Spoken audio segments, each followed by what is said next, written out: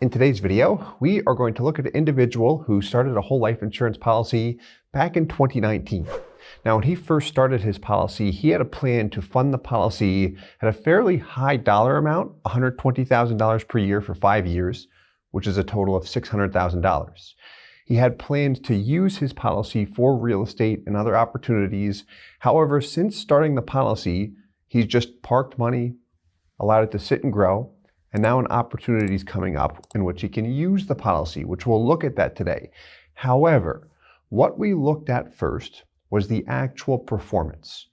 What I mean when I say that is when we first connected, he started his whole life insurance policy back in 2019. We looked at an illustration that displayed that life insurance company's dividend interest rate at that particular time and what the cash value and death benefit could appreciate to over time if he would pay in $120,000 per year for 5 years. That's exactly what he has done. So what we looked at first is the actual performance year over year. This way he could see firsthand what I signed up for initially, did it happen? Because when it comes to whole life insurance sales, an issue a lot of people have with it is that the actual performance often under-delivers when compared to the original illustration, meaning expectations were set at 100%, but then my actual results were 70%. So why do I have 30% less than what I signed up for? That's where the problem often comes in.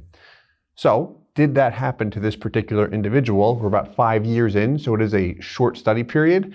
The answer is no, that you'll see as we go through it. But let's take a look at the actual performance, and then we'll look at using the policy too, because that is what he's interested in. So when he started the policy, he was 41 years old. This was back in 2019, and the purpose for taking out a whole life insurance policy was primarily the cash value. He had a large amount of money in cash, and he was interested in safe money with guarantees. He was comparing and contrasting whole life and IUL at that point in time. IUL stands for Indexed Universal Life Insurance. Just weighing out all of the pros and cons, he decided to pursue whole life with this particular product. He might look at IULs in the future with a different firm, as our company does not specialize in IULs. We strictly focus on whole life set up for maximum cash value. So safe money with guarantees. He wanted access to the cash value for opportunities. He works for a bank. He's heavily involved in real estate. That's really how he's built his net worth over time. So when real estate opportunities come around, he does want access to that cash. So liquidity from day one was very important in his case. Now, the life insurance also has a nice benefit because he heavily leverages credit lines. Again, he works for a bank, so he knows how to play the game in that respect. But when he has opportunities, if he can leverage a line of credit that he has against property he has or other assets, that is what he's used to doing. He's very, very good at it. So having that life insurance protection, you'll see the initial death benefit is almost $3 million, does not hurt. In the event anything happens to him, now he's got that death benefit that goes to his wife and can satisfy some of the debts. So that always provides some peace of mind, which is nice for a lot of people. So the funding, here was his plan. $120,000 per year for 5 years, which is a total of $600,000 he wanted to pump into a life insurance policy and then stop. Now, when I say and then stop, that was his plan back in 2019. During our recent conversation, he did state, I might want to continue to add money.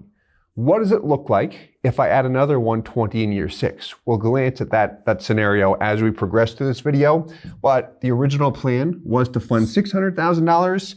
He's in a position where he can add more, and he'd prefer to add more money to the existing policy before starting a new one. Now down here, we've got this $13,200 bill. So while he has been funding $120,000 per year, what I'll state is he did not want to be forced to pay in 120 grand every single year. Again, he's involved in real estate, opportunities come up, he likes liquidity. So while he had money in his bank account, which he could easily front that 120 every year, if an opportunity comes up that requires all of his capital or a large amount, What he didn't want to happen is to be in a position where he had to dish all of his money from his cash accounts into an opportunity and then be stressed out over a $120,000 premium bill. So the policy set up with a low premium.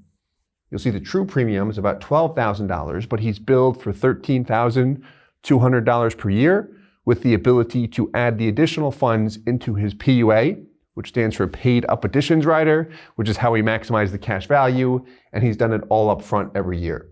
So what's really nice about this case study is we can see someone who has followed through exactly as planned. So what we're going to look at is the original illustration and compare that with the actual performance over time. So as we compare everything, here's what we'll do. We'll measure the growth of the actual policy. We'll see what the dividend interest rate was, but we'll compare that with the internal rate of return, which is the net growth rate when we look at the policy. But then here, I asked him this question: do you prefer to see growth on your policy in terms of a percentage, a rate, or do you prefer to see the dollar amount? Now, he works for a bank. He's used to percentages. What do you think his answer was? Dollars. I just want to see what the dollar amount I received is. It's much easier. The rate's great and all, but just show me the dollar amount. Like, that's what I'm interested in. So in this video, we'll look at both, and then we'll just look at the dollar amount afterwards. And then after we analyze the actual performance, we're going to look at using the policy for a real estate project. And down here, the last bullet point you see, do not want to be negative, meaning seeing the dollar amount that his policy is growing by. Specifically, what he would like to see is what that policy is growing by each year. And if he elects to take loans against it, how much is he going to pay in loan interest? And then what he really liked to see just side by side was how much is my money growing by? How much am I paying in loan interest? And am I always ahead? Meaning, am I receiving more in dividends and interest than what I am paying in loan interest? That was very important to him. He did not want to be, or I should say, he does not want to be in a position where he will be in the red. So let's start actually with the original illustration from 2019, and we'll speak to the design a bit too here with that $13,200 commitment. So this guy, 2019 illustration, you can see up here, life insurance illustration. This is with Guardian, one of your 4 major mutual companies. Planning concept based on the 2019 dividend scale. So this illustration was from February 2019, which was when he started the policy. So the breakdown, the design of this policy. How do I know that this was set up for high cash value? Here's how you can tell. One thing you can look at is the first year payment compared to the first year cash value. He paid in 120 and he has north of 105. So he's getting close to 90% cash value in the first year. What else could you look at? Well, we often talk about policy design, one of my favorite things to discuss. So when we design a policy, instead of purchasing a policy and saying, here's how much it costs, or here's how much you have to pay, one can say, here's how much I'd like to pay in, $120K per year max in this particular case. Where is the money going? Up here, we've got the insurance premium, $12,000.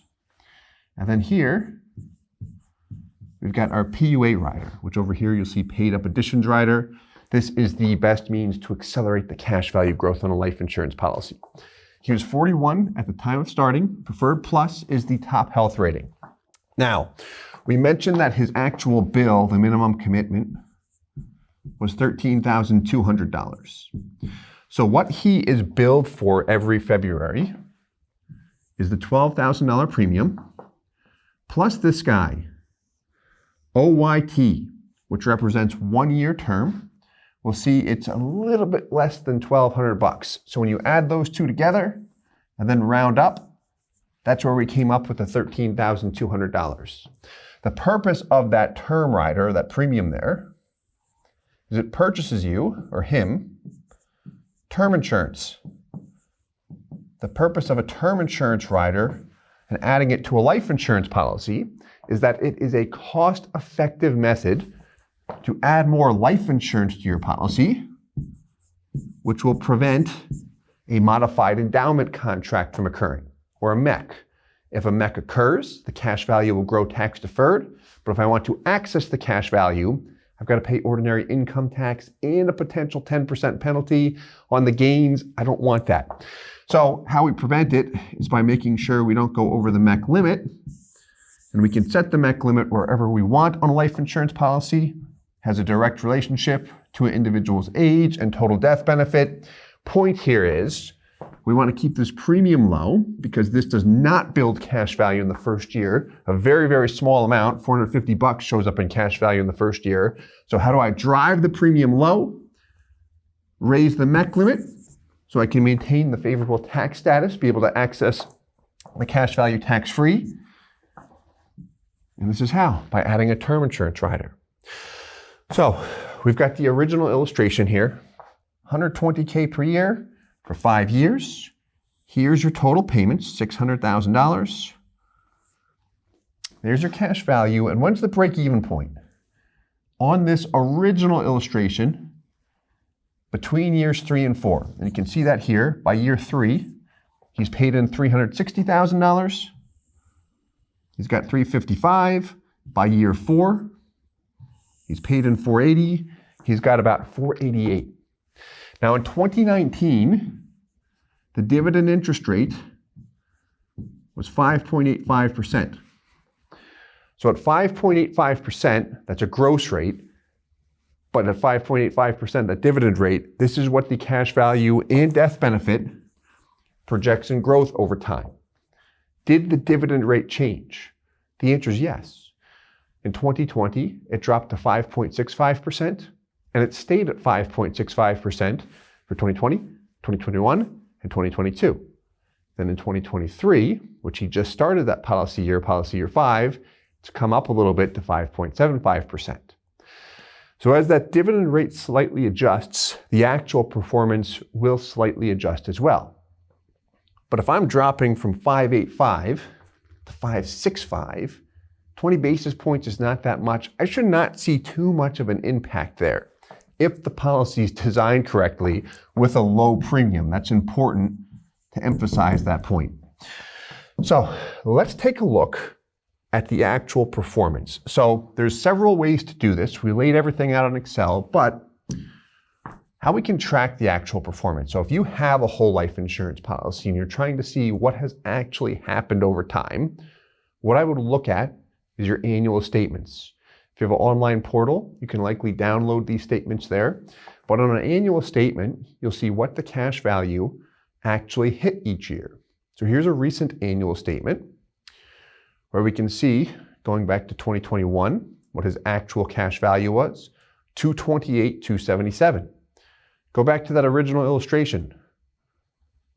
What did it illustrate? $228,612. Original illustration assumed a 5.85 dividend in year 2. Actual performance, the dividend was 5.65, 20 basis points less in 2021. Then I see the performance each year, 485. So we know by the end of policy year 4, he paid in how much? 480 total. So he's got more in cash value than what he has paid in. Okay, so I see that. That will allow us to see the actual performance. There's more information on here as well, which we don't have to go into that. But then what about moving forward? Well, what you can do here is look at what is referred to as an in-force illustration. This allows you to see what things look like moving forward. What we like to do at our firm is prepare these in-force illustrations every year because things will change as time passes. The dividend rate will change. If I vary my funding, meaning I pay in different amounts, then the actual performance will be much different than the original illustration. Looking at an in-force illustration every year, in my opinion, allows you to really keep your finger on the pulse of the insurance company, your product, just the overall plan as a whole, so you can see what's going on. And if something looks off, we can investigate it.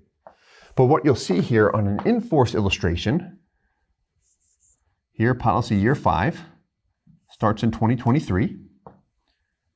There's the 120. it shows up here because on the actual illustration, the Inforce software, when we put this together, he hadn't paid it yet. So we assumed he was going to pay it. And that's just plain. He said, yep, I'm going to pay that right away. So if he pays it in February of 2023, then February of 2024, there's the illustrated cash value. And then next year, if he elects not to pay anything, like the original plan, then we want to track the performance as time passes. Why this death benefit drops, by the way, is because that term insurance rider, we cut it. We also exercised this reduced paid up. And all that means is we killed the premium. That's optional. This just mirrors the original plan. Meaning if he says, I don't want to have to pay anything after year 5, you'll see a lot of people that have money just in cash. They want to move it over to a policy. We'll do something like this. Eliminating the premium, by doing that, we'll often see a death benefit drop. We forfeit the right to add more money into the policy, but the advantage is the premium is gone, so your dividends and interest do not need to cover the premium for you. They can all get kicked back into cash value, so it can accelerate the cash value growth, especially based on the guarantees, if we like to look at numbers on a conservative basis. But here's our Inforce illustration moving forward, and I did mention we're going to look at one more payment. Let's take a look at this. Check this out. So here's the exact same policy, but what it looks like if he elects to add more. So in year 7, here's a payment, another 120, and that's what things look like. Cash value continues to grow. There's your death benefit too. Check that out. Term rider's all but gone after that last payment in year 6. So this is one way we can track the actual performance and see what things look like moving forward. But then also we like to take it a step further and make it more convenient. So let's take a look at this all laid out on Excel. So let's begin with the original illustration, which is on the left. This is what we just looked at, but on Excel, starting in 2019, year 5, there's the 2023 payment, $120K per year. What's highlighted in yellow represents your break-even point. Here's what I want to illustrate though. Dividend rate. That illustration, when we prepared it, and this will be the case for you with your policy in most circumstances, whatever the dividend rate is, will be assumed forever. And that's going to change. Most likely it's going to change. But the dividend rate, right, 58.5%, is that what he's actually earning on any given year? Let's look at year 6, where he pays nothing in. $650,000, he pays nothing in. The next year, it grows to $677,000. Is that a 5.85% return? No, not even close. Over here, we've got the annualized internal rate of return. We're getting close to 4% net, meaning what the net growth rate is on the policy. So anytime we see a dividend rate, what's beneficial to be aware of here is that this is a gross rate applied to your policy after the cost of insurance, after the mortality charges, everything that comes with the life insurance policy itself. The IRR gives you the net growth rate. That's what most people prefer to see. If someone says, hey, what did my policy grow by this year? And they want to know what the rate is. I don't want to say 585, where the dividend rate was 585. I might mention that, but then I'm going to quickly make sure I provide upfront information that the internal rate of return, the net growth rate, that won't be on your annual statement or on your online account. We can provide a quick report on that. And then we'll create a historical illustration, run the report on the Inforce illustration so they can see what things look like moving forward. Do you remember what his question was though? Or the question I asked him, I should say. Do you prefer dollars or percentages? And what did he say? Dollars. It was much easier. So what we've got here, cash value growth, and then also total gain. So the cash value growth, this is isolating what the policy is growing by annually. So first year he paid in 120, cash value was 105 and change, IRR, negative 12%, which comes out to a hit of almost $14,500. Total gain will represent how much more or less he has in cash value relative to his total payments. So for example, by year 10, he's paid in a total of $600,000. His cash value is $770,000. So what's the difference there? $170,000. So what that means is that your gain is $170 because you have $170,000 more than what you paid into the policy. Year 9 to 10, year 9, we were at $738. It grew to $770. I paid in nothing, so all I have to look at is the cash value each year. I can look at a calculator and just subtract 770 from 738. That'll tell me how much my cash value growth was. That's what we've got programmed in here. We see it's about 32.5 in this during this particular year. This again was the original illustration. So let's look at the actual performance. Okay, so actual performance. And let's trim this down a bit because he did say he prefers dollars. We'll keep the dividend rate here for now, and then I'll carve it. Why I want to keep it here for now, actually let's keep that IRR as well, because I just want to illustrate the impact of the dividend here. So what's in yellow has already happened. Remember that annual statement we looked at? 485 and change in policy year 4? That's where we got these numbers from, the annual statement. And this is how I like to create these historical illustrations, or we can just lay it out in paper or on Excel in this case. So year 5, this dollar amount is going in. But let's look at this, right? Let's look at through the 4th year. We can look at the 5th year. Doesn't really matter. What's the difference here? By year 4, the illustrated cash value was about 488. What actually happened is 485, almost 486. Just about a $2,000 difference there when we look at it, $2,100. Very small relative to the amount that he's paying in, but what caused that? Well, what caused it here was the fact that years 2, 3, and 4, the actual dividend rate was 5.65%, and the original illustration had a dividend rate of 5.85%. We can see the impact on his IRR when we look at it. See the consistency there? It's almost 20 basis points. And then if we look at the next year, now the dividend's illustrated at 5.75%. How much of a difference there is there? So it'll be really interesting to see what happens with this policy over time as the dividend rate changes.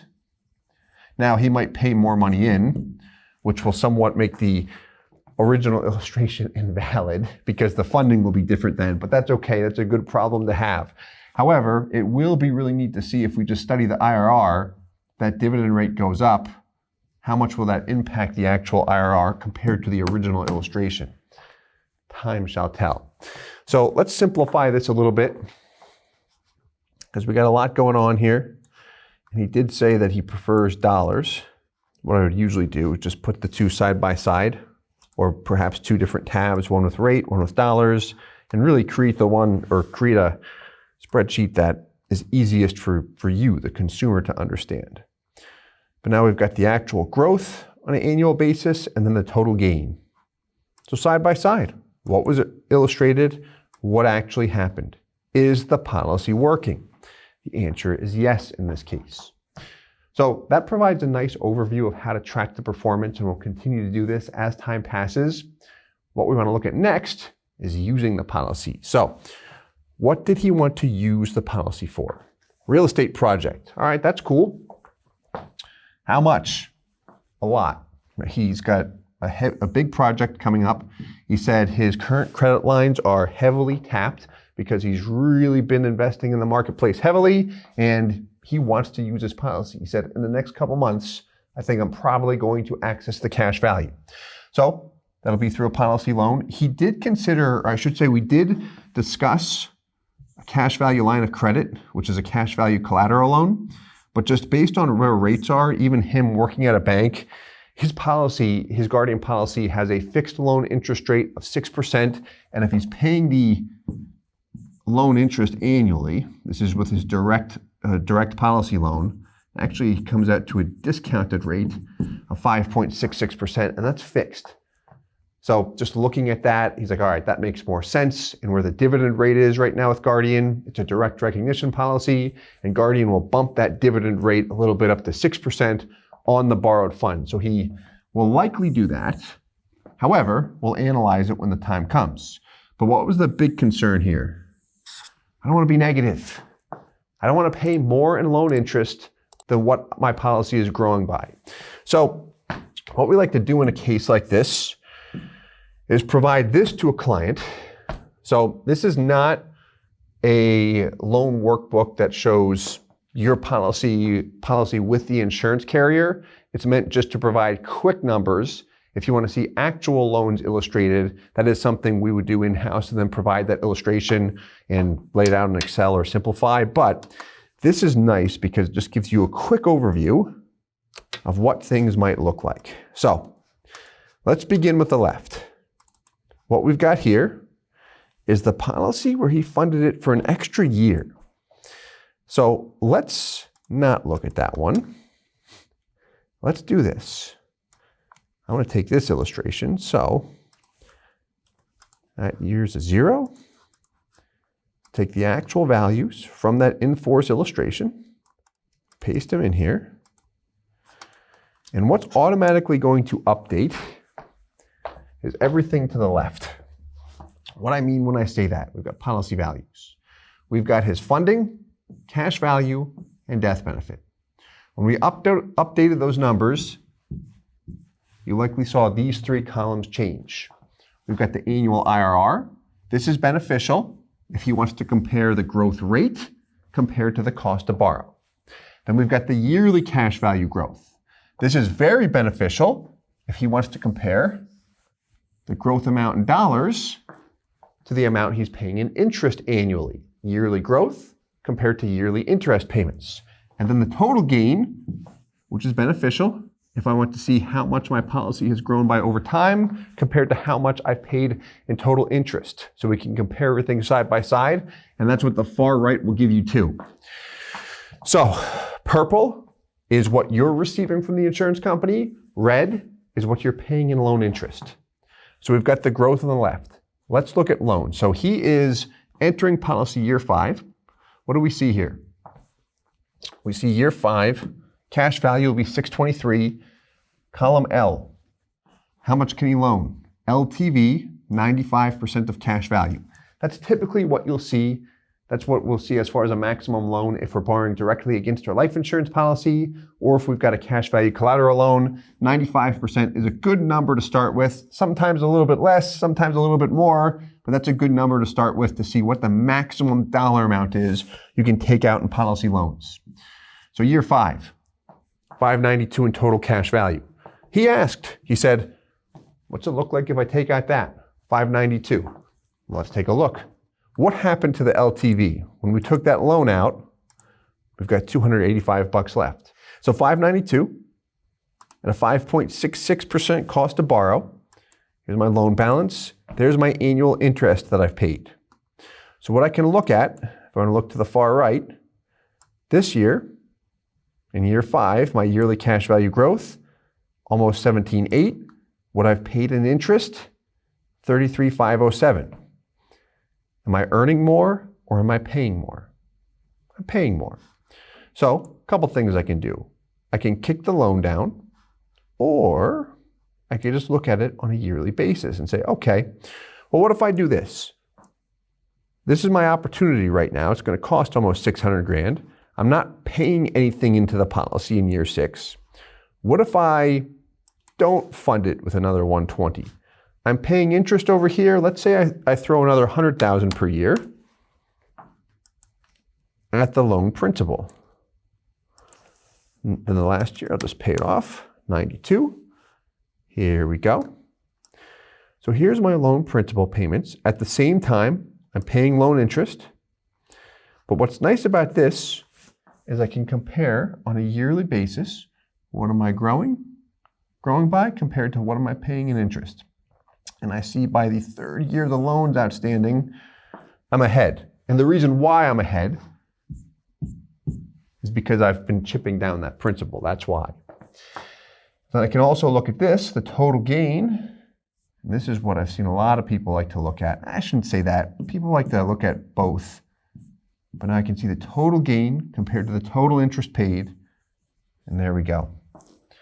But it just provides some numbers to help him make a quick decision, or at least begin a discussion on this particular point. Should I take a loan? Does it make sense? We found a lot of people like to see this. I love looking at it too. In any event, I do hope that this video was helpful. If you have any questions, please leave them below. Please hit the like button and subscribe for more if you enjoyed this video. And as always, I hope this helps. Thanks so much. Hey guys, Steve Parisi here. If you enjoyed the content you just saw, please subscribe, like, and hit the notification bell for future videos.